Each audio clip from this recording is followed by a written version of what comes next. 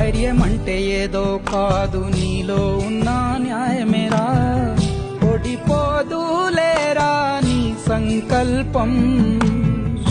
ఏ సాయం లేకున్నా నీ తోడు, ఒంటరిగా అందరికై పోరాడు. గెలవాలి నీలాంటి మంచోడు, గెలిచేలా చూస్తాడు పైవాడు. ఏమైంది ఏమైంది అయినా ఇప్పుడు ఏమైంది? ఆటుపోటు లేకపోతే జీవితమేముంది? పోను పోను దారి ఉంది, ముందుకు పోగా ఊపిరుంది.